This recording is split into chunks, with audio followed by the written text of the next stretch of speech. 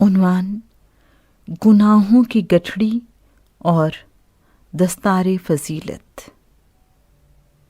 میں نے سن رکھا تھا جو شخص حرم شریف میں داخل ہوتا ہے وہ اپنا جوتا، اپنے گناہوں کی گٹھڑی یا فضیلت کی دستار اور اپنی بزرگی کا امامہ دروازے کے باہر چھوڑ جاتا ہے، اور کوئی نہیں کہہ سکتا کہ جب وہ باہر آئے گا تو اس کا جوتا یا اس کے گناہوں کی گٹھڑی یا اس کی فضیلت کی دستار یا اس کی بزرگی کا امامہ اس کو واپس بھی ملے گا یا نہیں۔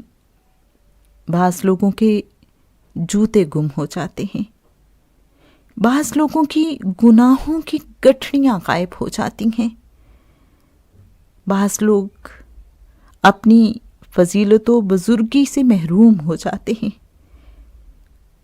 میرے پاس حرم شریف کے باہر چھوڑنے کے لیے اپنے پاؤں میں ربڑ کے چپل اور سر پر گناہوں کی گٹھڑی کے علاوہ اور کچھ نہ تھا۔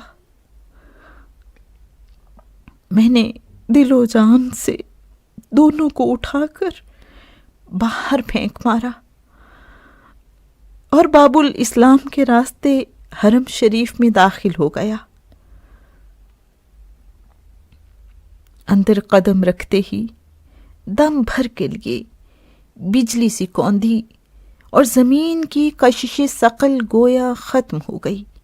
مجھے یوں محسوس ہونے لگا جیسے گاڑی کو مضبوط بریک لگا کر میرے وجود کو پنکچر شدہ ٹائر کی طرح جیک لگا کر ہوا میں معلق کر دیا گیا ہو، جیسے میری پنڈلیوں کا گوشت ہڈیوں سے الگ ہو رہا ہو، میرے جسم کے اعضاء کا ایک دوسرے سے رابطہ ٹوٹ سا گیا۔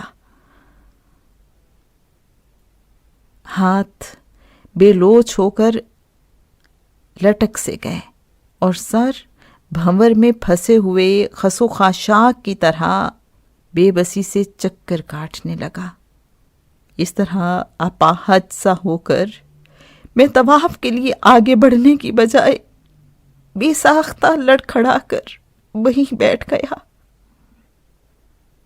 قدرت اللہ شہاب کی کتاب شہاب نامہ صفحہ 584 سے اقتباس۔